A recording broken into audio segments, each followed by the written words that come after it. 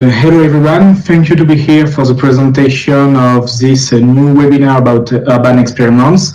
Today we will receive Suzanne Perra from IFEZ and the China-Korea-Japan Joint Lab. She will have a presentation of 45 minutes about the Songdo case of smart cities. And thank you, Suzanne, to be here. And I let you the speech, and we will give the question after the presentation. If you have any question about precision during the presentation, do not hesitate to put it in the chat, and I will give to Suzanne the different remarks you have. Thank you, Suzanne, and good presentation. Thank you, Alexandre. So yes, I will be presenting today about the fabric of Songdo, which is a South Korean urban mega project, and which is often described as a smart city. And so right now I'm a PhD student, and I'm working on the construction and the urban modeling in the digital paradigm. And specifically, I'm working on Songdo. So this is kind of my PhD research, like a small part of it that I'm presenting to you today. And so the new city of Songdo has emerged, to give you a small context on that, has emerged on a vast reclaimed land from the sea near Seoul. So it's near the capital. And it's within the premises of Incheon metropolitan city. So Songdo is part of a Korean public policy that is trying to promote the capital region as a major hub in Northeast Asia. So therefore, the territory is subject to a fierce international marketing, and Songdo appears today as an urban model of the 21st century, and combining digital technologies such as UCT, smart city, and also sustainable development like green city. So, wait. And in the media discourse, Songdo is related to many urban utopias that societies create in the fabric of an ideal place to live.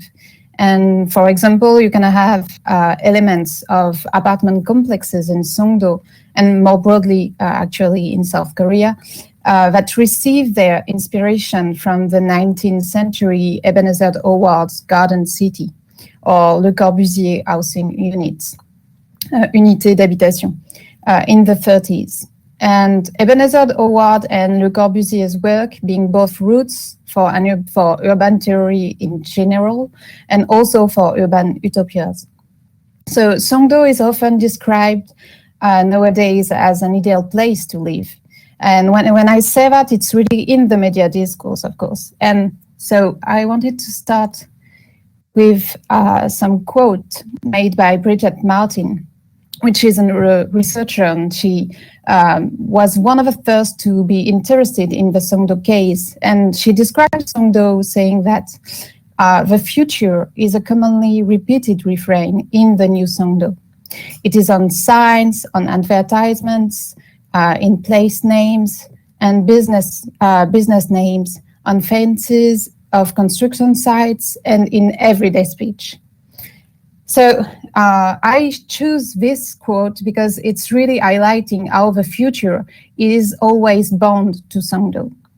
However, today's Songdo apartment complexes that we call apate tanji, which is really specific to Songdo and to, let's say, the South Korean model in general, but there is some specificity in Songdo that I will talk about later.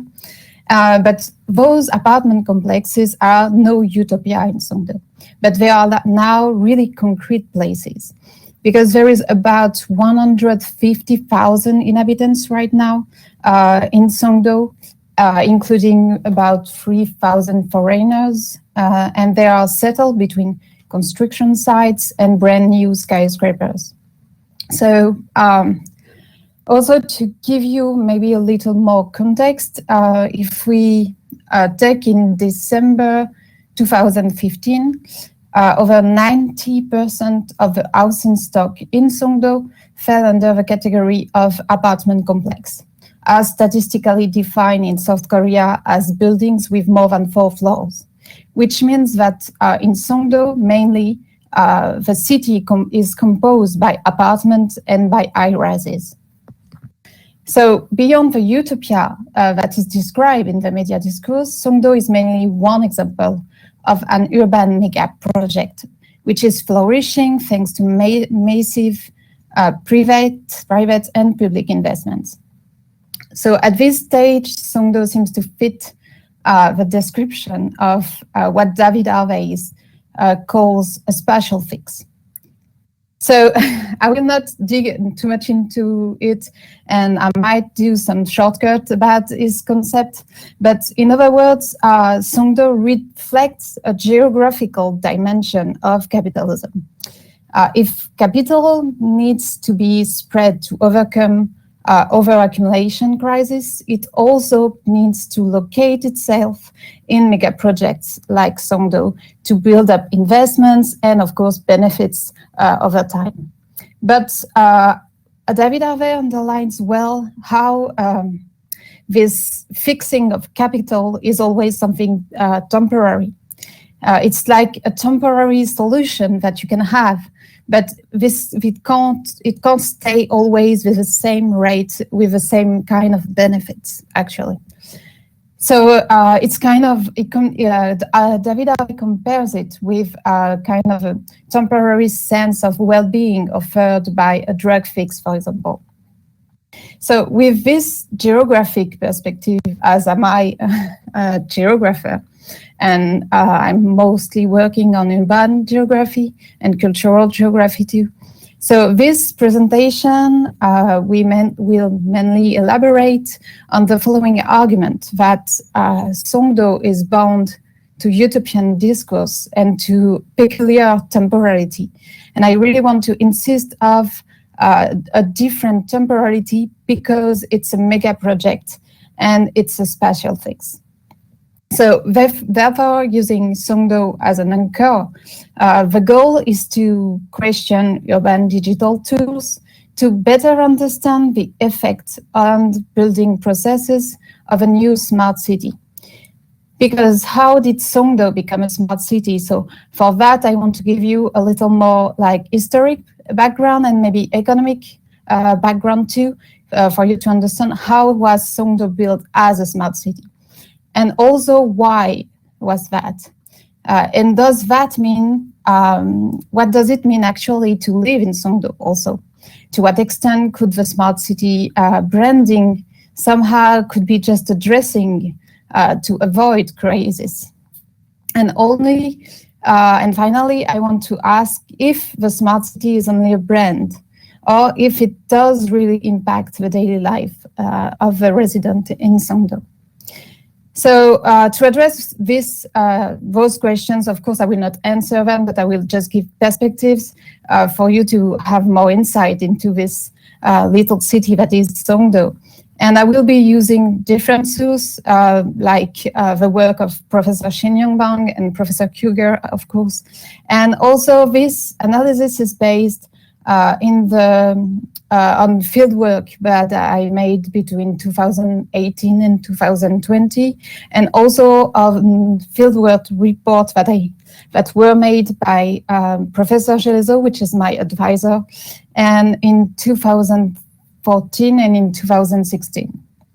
So this is to give you a little the research frame of this work. And so, wait. Yeah, it's working. So within this framework, I would start by discussing Songdo practical conception and perception as a mega project. So first of all, before 2000, only South Korea media was talking about Songdo. So in 1994, the most associated word in the Korean press with Songdo was a new maritime town, which was called Haesang-shin-doshi. Because Songdo was entirely built on water by land reclamation. So before 2000, nobody outside of South Korea is talking about Songdo, and it's only about the land reclamation and nothing is smart yet in Songdo. So you have to wait the expression until like a lot of time for the expression smart city to be something that qualifies Songdo. And however, it's not a coincidence that today Songdo is being described as a kind of a paragon of a smart city. This image was actually meticulously planned and needed, as I argue. So Songdo project at first was a project that started around the 80s. So it's important to recall that the South Korean president, Roh Tae-woo's plan in the around 1988 was to create 2 million housing units in 5 years in South Korea. Because at that time, South Korea was really lacking decent houses. So Songdo was planned within this context as a late 80s standard new town. So really nothing smart, just a new city with mainly a lot of apartments. So also at that time, the construction of Songdo was one way to appease political and economic tensions between Korean conglomerates. So Korean conglomerates that we call chaebol, you know them well because they are like, for example, Samsung or Hyundai, which are the most well-known, I guess, in an international context. So they are like really specific company because they are really huge. They are, of course, international. And also they are kind of a lot of link between those companies and the government. So that's really specific to South Korea. So that's why they got a name, which is chaebol. So when I say Korean conglomerates, it's really referring to those kind of specific company. So at that time, so we are around the 80s, there is a lot of tension between those Korean conglomerates, the government, and labor. So on one hand, with the creation of mega projects like Songdo, the labor would receive new decent housing. And on the other hand, South Korean conglomerates, supported by the government, like really they got some interest in this project, would be able to invest massively in an attempt to mitigate the rising economic tensions at that time. But unfortunately, the Songdo project was still volatile, and the Asian crisis in the 1997 stopped all the planning and construction of Songdo. And because indeed, like a mega project like Songdo is subject to many political and economic hazards. And even though its construction was stopped like really abruptly, this first development phase, because the land reclamation has started, shows that from the beginning, Songdo has been a mega project where investors are trying to fix their capital, while, of course, avoiding overaccumulation crisis. And after the Asian crisis, South Korea entered into the so-called International Monetary Fund area, which is IMF-SHIDE in Korean. And this changed the economic backdrop.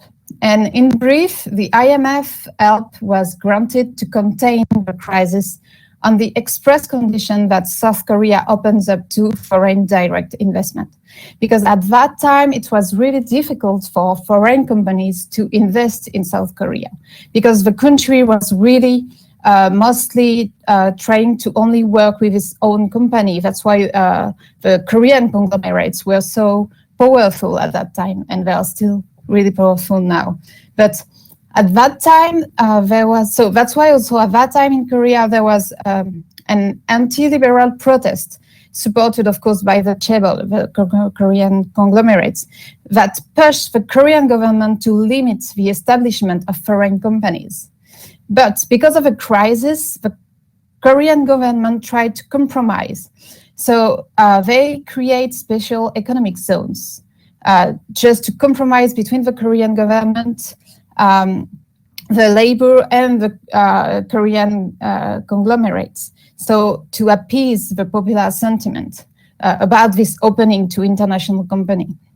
And the management of those special economic zone were then left to regional authorities, which means that in most of the Korean region, they were able to open special economic zone where international companies could invest and, of course, put their headquarters or like industries and stuff like that.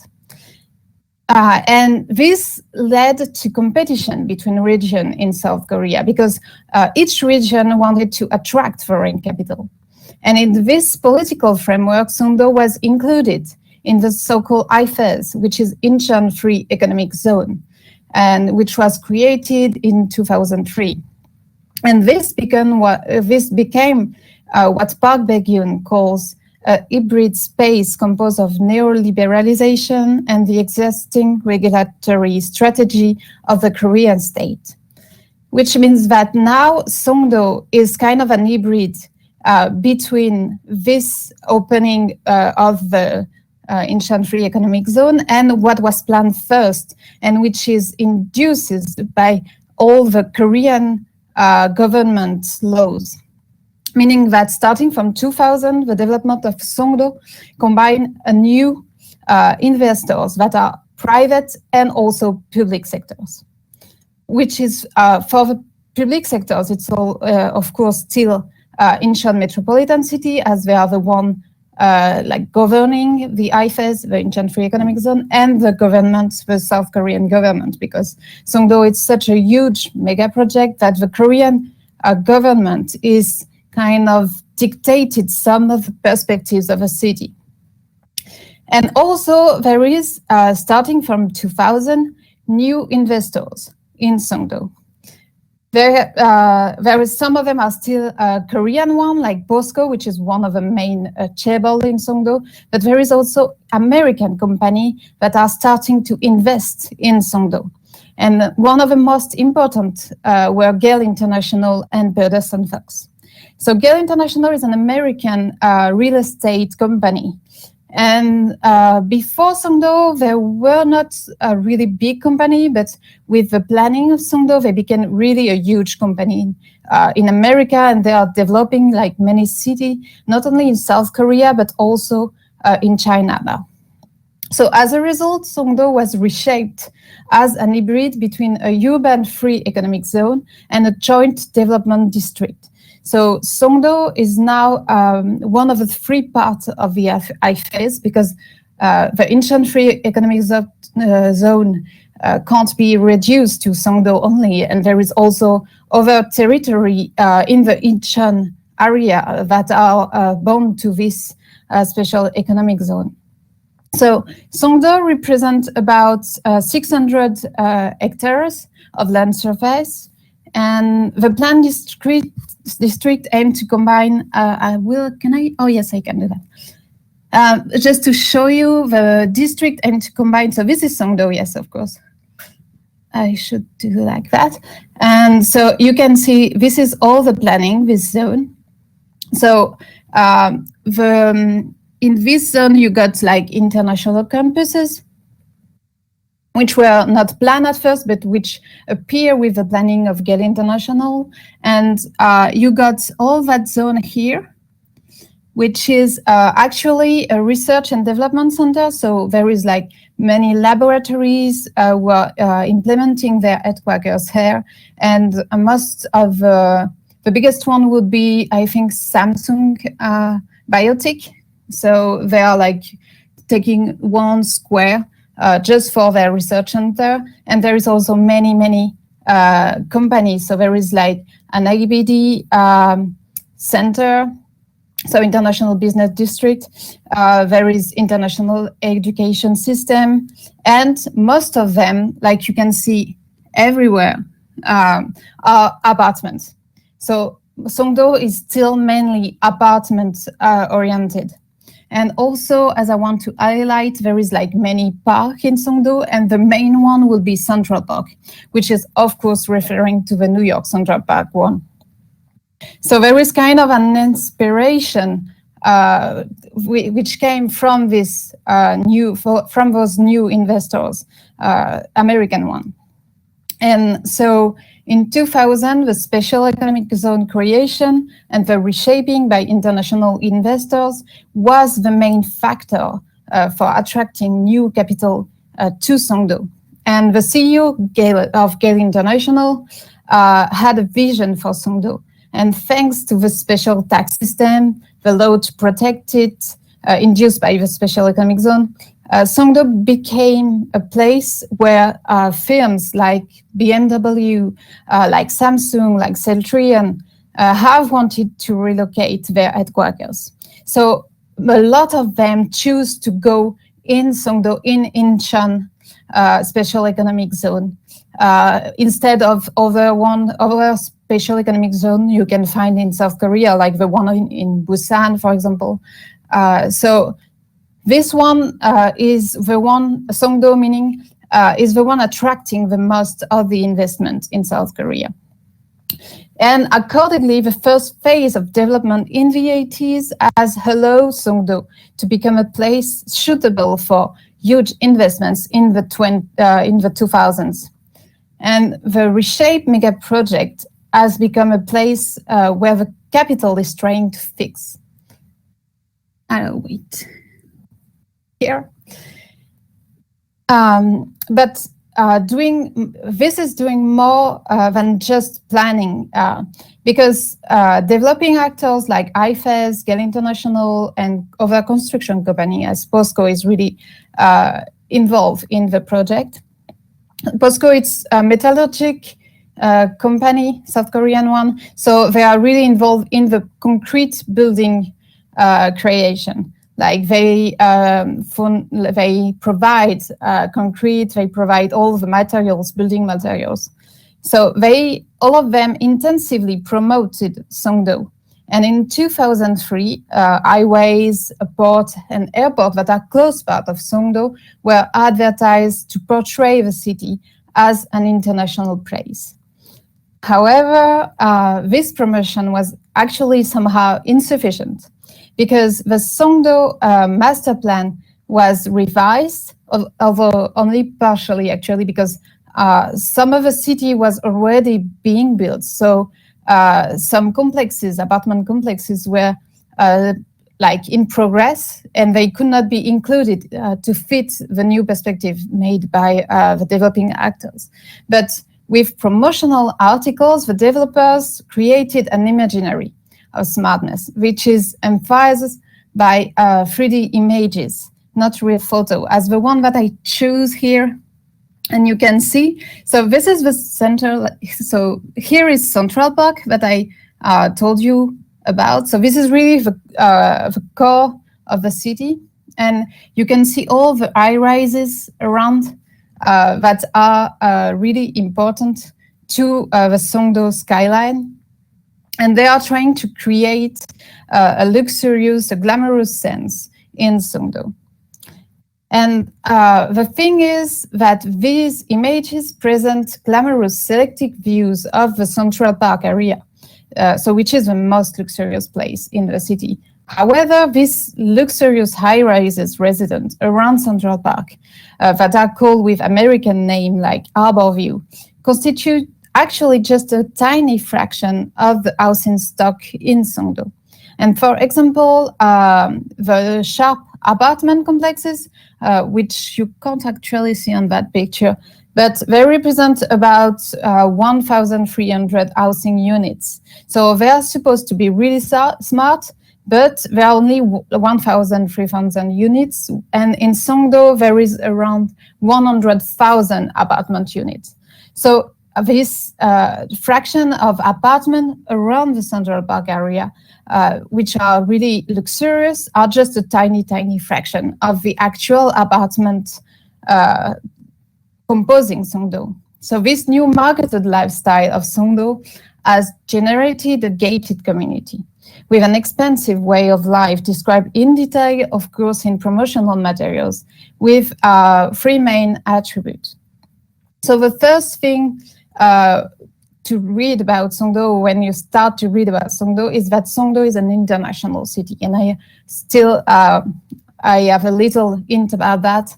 And this is really important to say that Songdo is international, because it's important to appeal businesses mainly. Then, so this is the first thing, international city. Then the second one is that Songdo is described as a green city with a low carbon impact, thanks, for example, to buildings equipped with solar panels. So because there is many buildings that are trying to be green, but I will talk a little more about that later. And also the so-called smart city or U-city, meaning a city where computing is ubiquitous in daily life. And I will also talk more in detail about that just after. But I want to give you a little more detail about these promotional materials, because this attempt to brand Songdo with an international, green and a smart label demonstrates the need of a dream, like a utopian vision around with this mega project. And as Kim Chi-gon states, the media coverage of Songdo has attempted to give credibility to certain interpretations and meanings framed by the real estate sector and government actors. So indeed, it seems that for the dream to last and the investors to stay, the utopian vision of Songdo needs to be renewed. And with the development of information technology, trends have changed at a pace hard to match in the concrete reality of building. Because construction is, of course, taking time, and much of Songdo has not been built yet. And so, but the thing is that in the digital space, however, a city can be built first by keywords. And this is why Songdo developers are marketing intensively to reinvent Songdo vision at a pace quick enough to attract more and more new capital. And so for its first 20 years of planning, the city of Songdo was to be new. Everything in the media coverage say it's new Songdo, it's Songdo new city. So that was born to Songdo because at that time, new was connected to a modern urban environment. Then, with the new planning of the 2000, the media discourse has started to change, associating Songdo with green or sustainable terms that were at that time the trend. But the thing is that after the trend was to be sustainable or green, there was new keywords that were appearing. Of course, the term of green and sustainable remain in the discourse, but still in 2010 they are less and less common. And nowadays we don't hear a lot of Songdo associated with the idea of green. Moreover, these are just examples of many keywords that have periodically been used to describe Songdo, because some like digital or UCT were heavily advertised but did not stick for more than 2 or 3 years, I would say. And lastly, since 2012, the new trend is to become a smart city, as Shin Young-bong's highlighted. And this vision has become part of the building of Songdo through keywords. These appear mainly in the international press and less in the Korean press.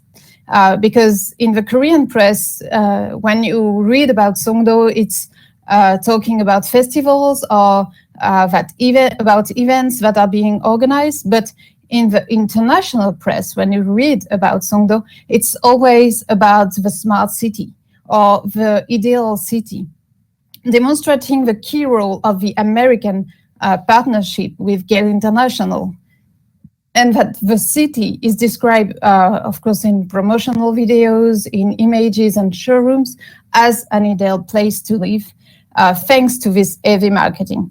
However, the vision of Songdo is always, like I started, in the future, like a utopia, that describing a place that doesn't exist yet. So in this respect, Songdo fits the pattern of a spatial fix, referring here again to David Harvey's work. And more precisely, as a mega project, Songdo is developing because capital is accumulating. And Songdo investors are seeking benefits from this urban mega project. They are betting that the smart city model will fix for a time the capital itself while avoiding crisis. And in 2020, Songdo has taken shape and seems so close to being completed. However, the more the mega project absorbs capital surpluses, the more it is in tension.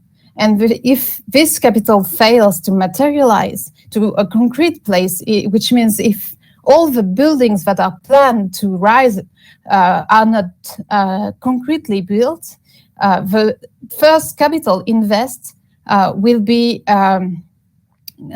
lost at the end. So this is why Songdo is being really in tension, because if the capital is devaluated or lost in Songdo, this capital accumulation around Songdo might be the fail of a project.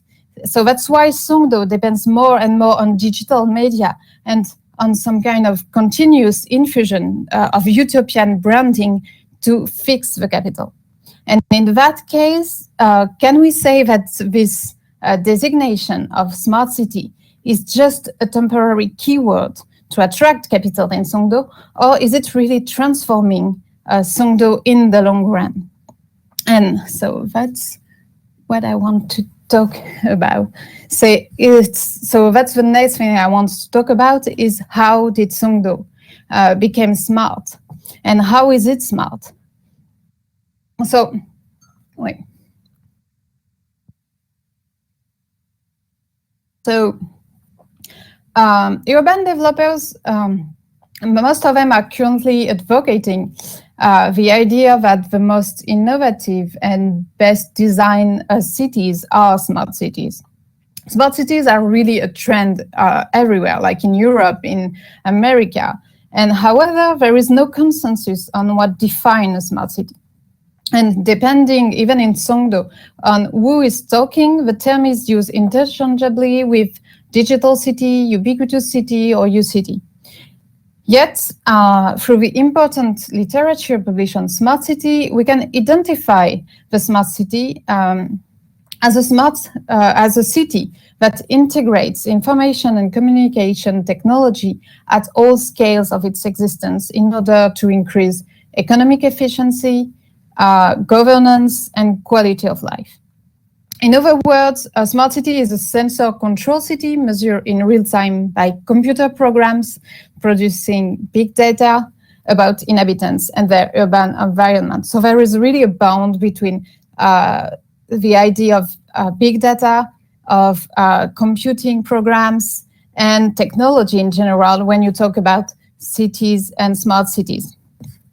So the more planners and decision makers can obtain data about the city and its residents' practices, the better they should be able to manage, optimize, and make the city, let's say, more sustainable. However, this fluctuant definition of what makes a smart city and how to distinguish it from a digital or ubiquitous city raises the question of how a smart city is modeled and built in reality. And for Germain Allegua, smart cities, digital cities, and ubiquitous cities are the same tangible spatial example of a dedication to high-tech innovation. But how does the smart city work? How might Songdo be a smart city model? In promotional article, still from the IFEZ and from developers, the smart lifestyle of Songdo exists thanks to various facilities, such as charging stations for electric cars, a clean subway, the IBD with LEED certified buildings supported by smart grids. Smart grids being electrical grid that includes various energy system measurements. And for example, in Songdo, a smart grid allows the command center to control the production and distribution of electricity in different parts of the city in real time. So indeed, all of those systems are constantly monitored by the command center. So the command center is, I gave you a picture just here, which is actually representing the command center in Songdo. And you can see it's a center full of screens, which is analyzing Songdo in real time through sensors, through about 1,300 surveillance cameras in Songdo. And for planners and public authorities, Songdo is a smart city because it incorporates smart systems on vast scale. However, we need to underline that we are aware of all those systems only because of the heavy marketing about them. So again, the smart city model seems to be inseparable from its promotion. And how do these large systems really operate? Because through my fieldwork investigation, many discrepancies actually appear between the planning, the building, and the meaning of Songdo. For example, the LEED certification. So LEED certification, which is like high environmental quality certified buildings. So it's a program that certifies sustainable and efficient buildings. And this certification can be attributed for a sustainable conception phase, for efficient construction phase, and for concrete buildings with low energy consumption. But that means that a building can be LEED certified, and there is like different degree that can be granted. This means that LEED certification can be granted to a building that does not exist yet. Thus, the certification creates an institutional frame to make more credible a marketed future, where a building to be has already been certified as a sustainable thanks to its architecture or to a specific structure. So in Songdo, there is more than 100 buildings intended to be LEED certified. But as of today, only 50% of these buildings are not built yet.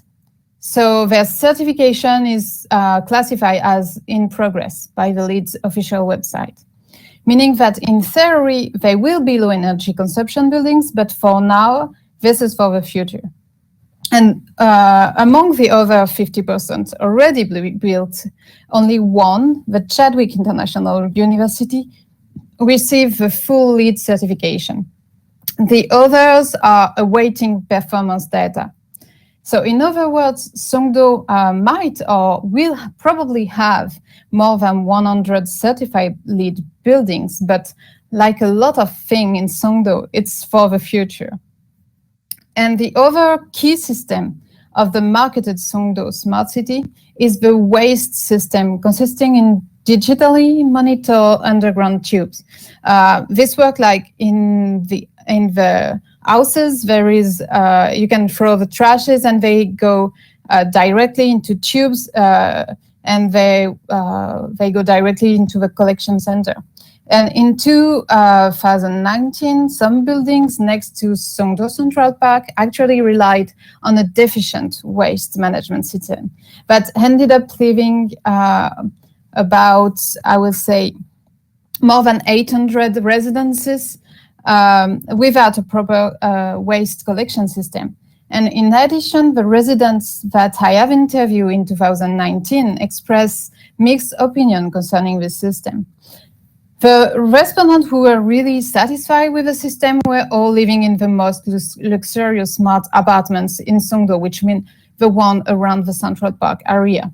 However, the respondents, a lot of respondents complain on how deficient the system was, because, for example, it's just not working or only partially. And other respondents did not have access to this waste system because their residences were too old to be implemented with it. So indeed, depending on the period of construction, apartment complexes in Songdo are quite different in structure and in design, because the logic is, of course, that development has dictated that the apartment in the first built area are more ancient and not smart at all, because they were planned in the 80s. And so compared to the last one built, which are the more brand new and the more smart. So also the city is in general incomplete, and it's presenting with a lot of characteristic of a city in the making. And for example, I will just come back to the map. For example, just to show you, so all the parts in gray, it's area that are not built yet, which means that the land reclamation has been done, but there is no building on those zones. So it's really still in progress. And also, as you can see here, it should make like a triangle like that. So the landfill construction is not done here at all. Like a lot of should be done. So it's about 85% of the land reclamation that has been completed, but actually less than 50% of what is planned has actually been completed. So the city is really in the making. And there is a lot of morphological discrepancy between the planning and reality that has arisen, because urban development includes different dynamics, different actors, different problems and delays for each plot. So as a result, important stocks of underdeveloped land can lay idle areas for a period of time that are hard to determine, but that could last for years. And there is clearly inconsistencies between the smart city marketing and the current state of Songdo. And a good example of this is the urban ruins that are that we can see, like Tomorrow City building. Here, this one. So this is a photo that I took in 2019 of Tomorrow City. So this is the building just in the front, the gray one. And so it's located at the core near Central Park. So Central Park is just here. And so this could be confused with a brand new facility, actually. And Tomorrow City was first designed to be a futuristic transportation terminal built by the metropolitan city of Incheon. But in 2008, due to the drop in land value, because of course, Songdo, the prices of Songdo land fluctuate a lot depending on economic backdrop. And the construction company who was building Tomorrow City went into bankruptcy. And they feel a claim for compensation from the metropolitan city of Incheon.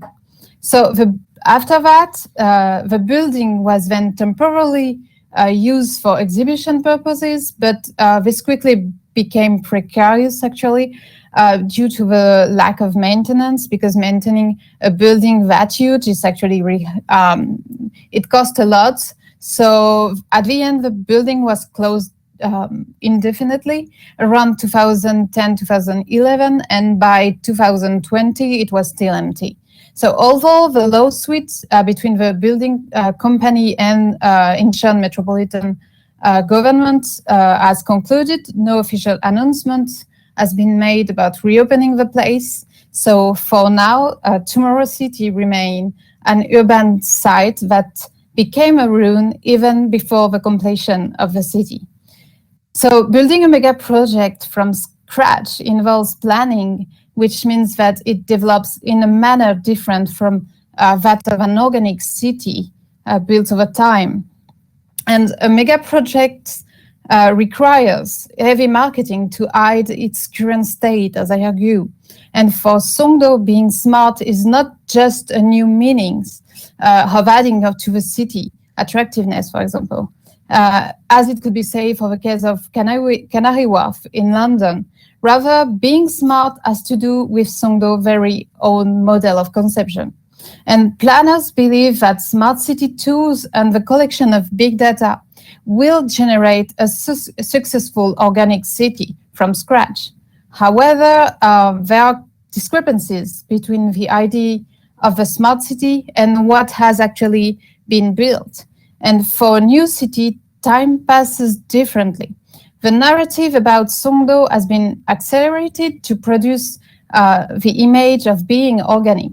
And that's why keywords such as new, green, smart rapidly alternate, giving an impression of history. And this compression of time pushes somehow the city to the point that ruins without history, like tomorrow's city, appear at its very core, like we were in Rome. Meanwhile, in this contracted temporality, the building seems to assume many different lives. But although there is a temporal discrepancy between the perception and the conception, the Songdo residents are moving in.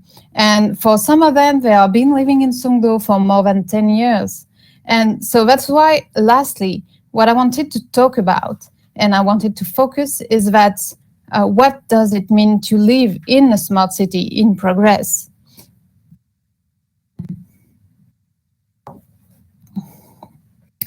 So during my first fieldwork in 2018, I systematically referenced the different moments where smart tools were present in the daily life of a Songdo resident, from the public to the private space. So first, outside, in the public space, there is smart tools that appear first with the cameras, of course, watching and recording every resident's movement. As for example, developers in Songdo are experimenting with various kind of cameras. And one of them is recording all the incoming cars' license plates for safety and traffic efficiency, of course. But while camera surveillance is really, actually in South Korea, really common, in Songdo, with its sensors and the command center, the city is more equipped than in other South Korean cities. And that's why in Songdo, this implementation of sensors and cameras exacerbate the surveillance system. And this continuous surveillance clearly impacts the behavior of the inhabitants in the public space, even if somehow this is really not specific to Songdo. There is more in Songdo than in other South Korean cities, but this is not that specific that the surveillance system is so much present in the public space. So besides, there is the private space. And there we are really into something more specific to Songdo. And this is somehow where the smart city is more expressed in Songdo. And mostly it will be in the luxury housing around the Songdo Central Park, which is composed with all the smart apartments and smart residences. So there, in those smart apartment complexes, the residents have access to the latest technology. So the technology is directly implemented into the apartment. It's not something you choose, it's something that is there already. So for instance, most of the apartments are equipped with digital services allowing for easy management of the home. The smart home monitor allows the resident to instantly check their home energy consumption, to make phone calls to different types of services, and to check the camera. And for example, with the camera, you have access inside of your home. You can check parking availability around the area, and you can check playground, you can check many things around your residence. Moreover, many apartments include the possibility of a regular online health checkup. And lastly, there is the waste system management that I talked about a little before, which seems, as we talk, only partially efficient. So such facilities promote a way of life depending on digital structures that essentially monitor and record information about inhabitants. And through these facilities, the developers of Songdo aim to create what they call a ubiquitous city or U-city, where a unique composite of digital culture is expected to arise and to lead to a better quality of life for residents, of course. But how do those facilities actually affect the residents?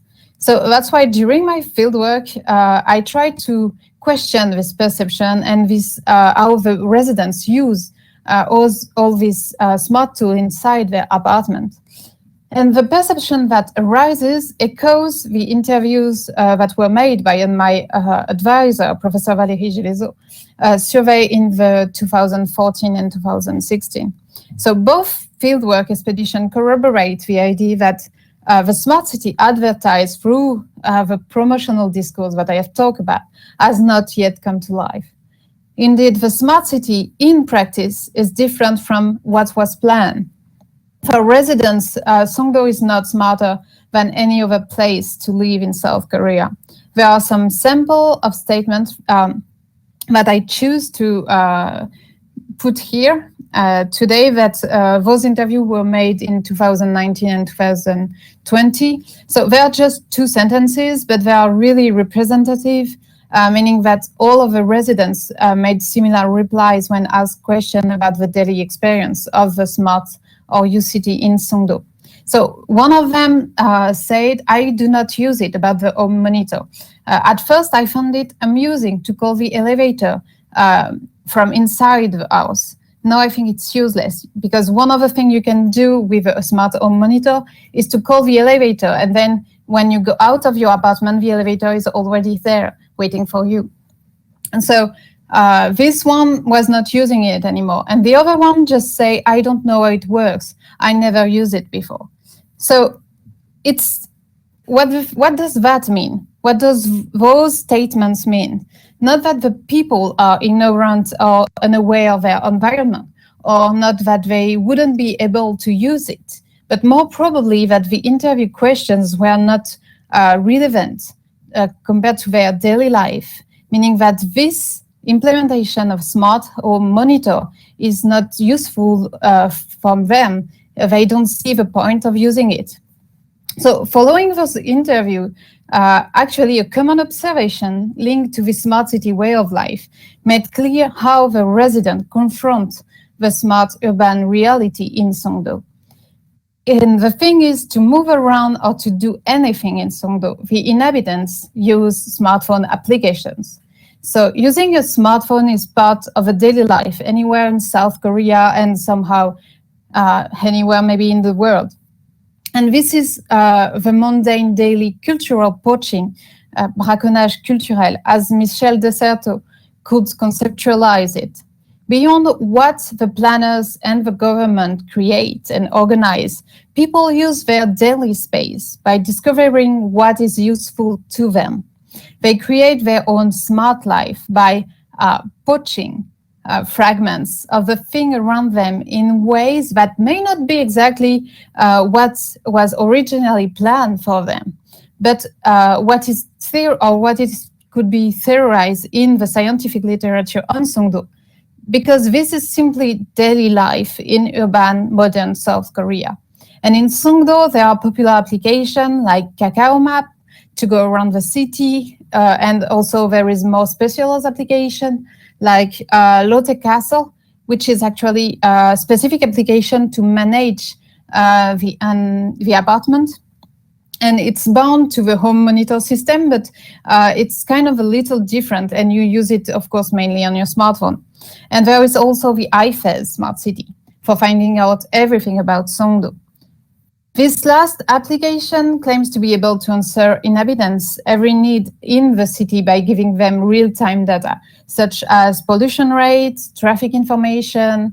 So, therefore, with such applications, the smartphone has become a tool for urban perception. The theory is that in both terminology and in urban practice, there is a correlation between the smart city and the smartphone. So the smartphone allows individuals to apprehend the smart city through application like Kakao Map. And for example, Kakao Map is, you can use it nationwide. So you can use it anywhere in Korea. And it's a little bit like Google Map, except that Google Map in Korea is not working well, because Google doesn't get the data, the satellite data. So they are not really like actual data. So with Google Map in South Korea, you might get lost. But with Kakao Map, you have like precise information. The thing is that Kakao Map is only in Korean. So actually, and there is differences also in the data you can have depending on who you are and where you are in Korea. So for example, in Songdo, thanks to Songdo sensors in Songdo, Yeah, sure. And Korean the inhabitants have access to the exact position of the bus they want to take. And this information is not available in the surrounding town, meaning that when you are in Songdo and you look at your smartphone, you can know where is the bus you want to take. So you know exactly how long you will have to wait. But if you are in another town, just the next one, for example, Xi'an, you can't have access to those data. So this depends on your localization, actually. And the more, so somehow Songdo, more than a gated community with expensive apartments, the smart city provides to its inhabitants the opportunity to have access to information that residents of other cities cannot obtain. And so, in conclusion, we can argue that Songdo is a smart city because it's experimenting with large-scale digital systems that directly impact the city. However, the reality shows that the smart facilities are not fully used or accessible. And more than that, in Songdo, the smart city seems to reduce the city creation to a city monitoring with the LEAD program or with the surveillance system of the inhabitant from the public to the private space, thanks to the home monitor and to the smart one. Meanwhile, once the smart city brand is stripped away, many discrepancies between the planning, the building, and the living appear. But this does not mean, and that's why I choose this photo to end this presentation, this does not mean that Songdo is not a living place for its inhabitants. So this photo, I took it in 2019 also, and so it's just a street. If you look at it without knowing where it is, it looked like any street anywhere in South Korea maybe, and you can see people doing grocery shopping, you can see people taking coffee, eating dinner. So this doesn't look smart at all. This is really simple daily life. And that's what I want to highlight to conclude this presentation, is that Songdo might not be the smart city Songdo that is planned and that is like discussed a lot in the media discourse and in the press, but at least Songdo is becoming something close to a city. And I think that's the important point that I want to highlight here. So thank you for your time. Thank you, Suzanne, for this presentation. It was very interesting and it was very dense. Yes, I think so. I propose to the people who are in the public to ask to put question in the chat or to take the mic to put the question in the debate. I have two first questions, perhaps before the first of the public. So you speak about the digital companies who use application in the different in the smartphone. But my question is more about Google and Facebook. Did have a role in this application in Songdo, or it is only national Korean companies which have a role inside? So there is one of them, which is Cisco, which is an international company, and they have access, I don't know exactly to how many data, but they have access to a lot. But Google, they don't have access to it. Because in Korea, they are like kind of conservative about the data, so they share it really at high prices. Which explain why in Korea, in South Korea in general, Google Maps is really useless. Like you can't, there isn't even the name of the street are not represented most of the time, and that's why there is like other applications that are like really specific South Korean application like Nevermap or Kakao Map, which provide data, but they are like Korean one. Not American or international one. Thank you. I have a question from Marc Aloche. Why is the Songdo application named as surviving in Songdo and not simply Yes, that was an application. I chose this one and I didn't highlight this specific pages. This application was created at the beginning of Songdo creation when they were trying to rise kind of a community, a city community. So they create this application, which is Songdo Eso Saranamki, which means surviving in Songdo, because people in 2008, when they started to moving, they didn't know where to go to grocery shopping, to take a coffee, because many facilities were not open yet. So they create this kind of first application, which transformed into IFEZ Smart City app now, and which was kind of a start to tell people where to find at least the basic facilities. So at first it was kind of surviving in Songdo. Perfect. And the second question is, has a smart mobility system part of the experience? And if yes, what are the main characteristics? If not, why? Wait, so you mean... So the question of the smart mobility system is part of the experience in, you spoke about there is some facilities, I guess, with electric cars, charging stations that are always there when you go parking. And there is also the clean subway that is kind of smart mobility. But actually, and that might be something that I critique a lot, but the city is really car driving oriented.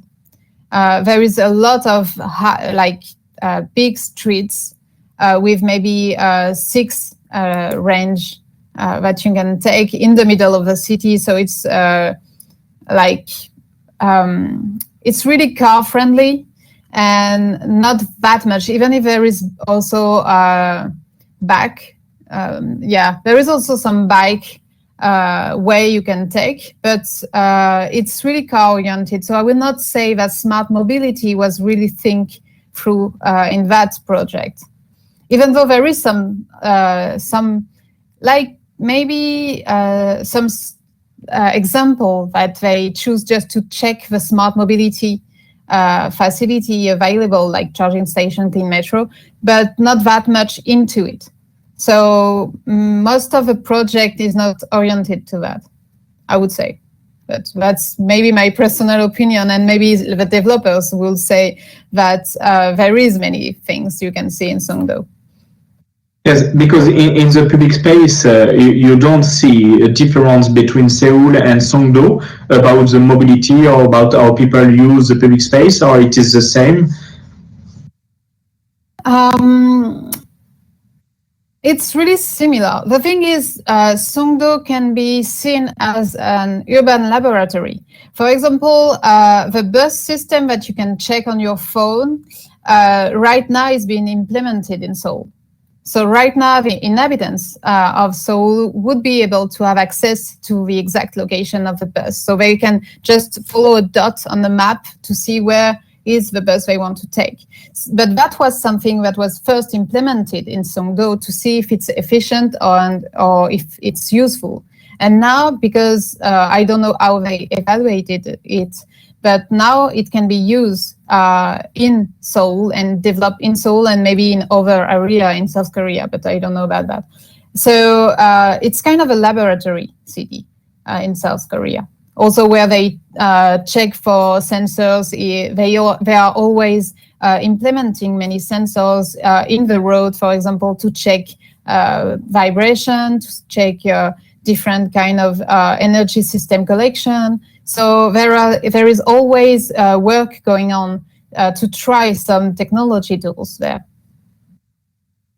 And is there any traffic jam control system or in the city of Songdo? Yes, of course. There is all the cameras are equipped to detect actually if there is traffic jam and how to suggest alternative way to go around the traffic jam. But there is actually two problems. Is that Songdo, I didn't say, but I think it was obvious on the map, but it's an island. So the only way to access Songdo is actually by the bridges. So most of the time at the end of the day, because there is many people going in and many people going out, there is a lot of traffic jam on the bridges. But the only way to go out of Songdo is to take the bridges. So they can't do much about it actually. But they can. That's somehow sometimes the problem of technology, is that it can highlight the problem and tell you that there is a problem, but it can't actually give you a way to avoid it. So sometimes they will, for people who are not stuck in the traffic jam, of course, they will say to take another bridge, for example, but most of the time, all of them are blocked at the end of the day. So this is kind of one of the problem in traffic they got in Songdo. But also they got many cameras with really new programs implemented to try to check how to make maybe the traffic more fluid. Because, for example, on the sign, sometimes they will tell you when you are driving in Songdo to go and to make how can I say, to take a way that is way longer. But they are trying to, because you got screen that tell you you can't take this road. So now you have to turn anyway. So you will have to do a big, I don't know, circuit in the city just to finally take the bridge that could have been straight when you were going at first. Okay, and you don't speak about the pedestrian area. There is some pedestrian area, yes, or you say yes, that is very car friendly. And how we can imagine a street in Songdo in general? Can you explain to us? Can you describe to us what is the different kind of street we have in Songdo? Most of the time, there is always big roads in Songdo, but there is really. They say it's pedestrian friendly, and I would say it is compared to other new cities that I know in South Korea, actually, because you can walk everywhere. I mean, there is always pedestrian way, so for that you are always safe, and there is no dangerous area for pedestrian. So that's really important, because in some cities in South Korea, it's really car friendly to the point that you have to walk on the road with the cars. To go to apartments. So this is really strange about that. And the pedestrian way was just not think, because they are so used to get their car to go around. So for that, Songdo is pedestrian friendly. And there is also a lot of park you can take to go to one point to another point. So the pedestrian areas are always really natural, or at least really green. Thank you. And a question about, I connected to the other webinar we have about the Olympic Games.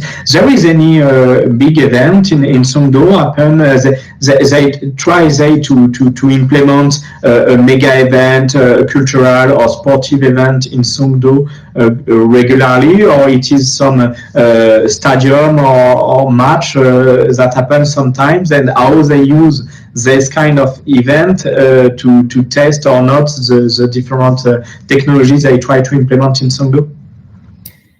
There is not that much sports event in Songdo, because there is no stadium or equipment like that, but there is a lot of festival or in general convention, because there is a really huge convention center in the city core. And this one is always, not these days, of course, because they are not doing events or big gathering, but these convention centers is equipped with a lot of smart technology. So they are always experimenting when there is hundreds and hundreds of people coming, how they react to different equipment and if they use it or not, because they are supposed to be easier for you when you go to a convention. They will, for example, there is many robots or stuff like that to give you direction. So they are experimenting some smart technology in that place. And also Songdo is aimed to be a place really international. That's why it's close to the airport, but also that's why there is around the Central Park area many hotels. And the convention centers is also in the Central Park area. So people will go from the airport to this Central Park area. There is all the hotels and there is the convention centers. So they are experimenting huge gathering in normal time, not these days, of course, but so yes, this is something they try to implement, and they also there is a little not outside, but a little less in the city core. But there is a space that is not really dedicated to event, but where events are taking place normally once or twice a year, because it's for now just a really huge kind of park, but which was not planned to be that. At first it was planned to be an hospital, but it didn't. The project just failed. So they tried to do something with the land. And for now, it's a place where they will do concerts, where they will do like a specific huge event. Thank you. If someone wants to ask something, do not hesitate to take the possibility. And I have a question of actuality and about I know you are not in Songdo now, and you are not during the COVID pandemic, but do you know if in Songdo they try to implement a new system for regulation during the pandemic? For example, the application we have in some countries in France, and I know in Korea it was more important than in Europe, the question of the apps to control the pandemic. So there is some experimentation specifically in Songdo, or it is the national framework that is more important? I would say the thing is, actually, when the pandemic started, I was in South Korea. I came back because I spent all 2020 in Korea, in South Korea, in Songdo. So actually, that was for me really strange to come back in France, because right now I'm in France. Because the thing is, in South Korea, most of the things didn't change at all because of the pandemic. The thing is, every day I have to go to work, every day, everything is the same, the restaurants are open, and still now. So nothing has changed in South Korea. But the thing is, for example, there is a relationship, I would say, with the smartphone that is really different than the one in France. For example, when the pandemic started, when there is a COVID case that happened, in 10 kilometers from where you are, you get a text.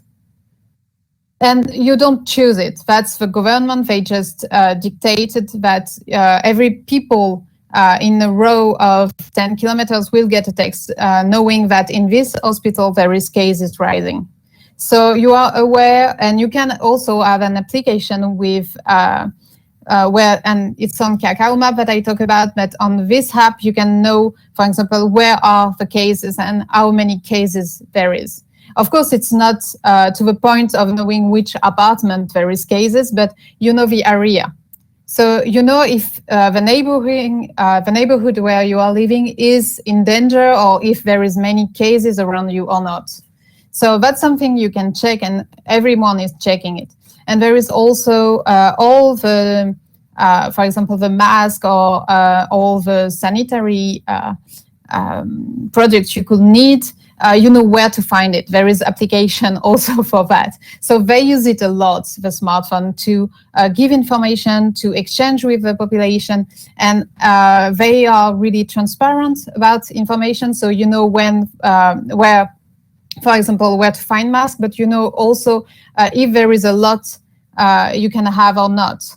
And because there could be restriction, because at one point many people wanted to have masks, of course, and it's really something they do. Like even in winter, everybody is wearing masks. If you feel like I don't know, your throat is hurting a little, so you will wear a mask to avoid spreading. But the thing is, many applications suddenly became useful for my daily life in Songdo, just to know where to find a mask, where I can go and where it's safe. So all of that information are accessible, and you actually can't avoid it, because even if you don't download all the application, you will receive text telling you if your area is like COVID contaminated or not. But it's not specific to Songdo. Yes, it's what I wanted to say.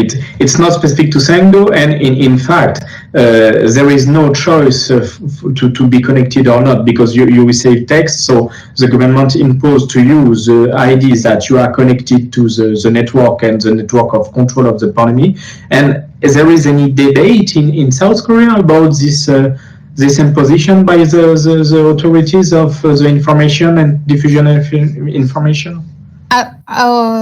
So I want just to highlight two things. The first thing is that in Songdo it was really useful, those apps, but I'm not sure they are nationwide. Because I'm not sure if I go in the countryside of South Korea, is this application useful? Like, can I know also if there is like people sick around me or not? I'm not sure it's working everywhere. I know it's really working well in the capital region, but I actually didn't do a survey about it. So I think it will be useful in Busan and in big cities in South Korea, but I'm not sure it's everywhere, working everywhere. And also, this is kind of a first in South Korea. They did that. I mean, most of the time you receive text from the government for many things. If there is a pollution rate that is really high, you will get a text. So that's something they are used to. And for that, there is not much debate. But about the collection of information about people who got the COVID, for example, there is debate. But the thing is, for now, they want first to pass the pandemic, and then there is many debates that will start rising. And they do it that way. They first try to implement the system of providing many applications to see if it works or not. And then there is a lot of debate that are like kind of for now mute, but everybody knows that after the pandemic, many citizen group will like start maybe lawsuit with the government to see if it was really needed. Okay. Thank you. Thank you, Suzanne. I think if there is no other question, we will finish now. And if you have something to add, perhaps about this presentation, after the different question I asked, if you have a conclusion or not, it's not an obligation, but. Not that I think about, but maybe just to ponderate something about the pandemic and the way it is managed right now in Korea. The thing is, in 2012 and 2015, they got some disease from China. So they were kind of prepared because it was equivalent of Corona. So they got prepared different than us. So I think that's one thing that really need to be highlighted to explain why they are doing so well these days. It shows that it's a very different way to approach the question of the pandemic, and it will be another webinar perhaps about this question, and we will discuss on it in the future, I'm sure. Thank you for this presentation. Thank you for having me. Thank you, and this video will be shared in the website of the FFG, and feel free to diffuse the link. I wish you a good day, and see you in the next webinar in 1 month, perhaps. Yes. And thank you, Suzanne. Thank you.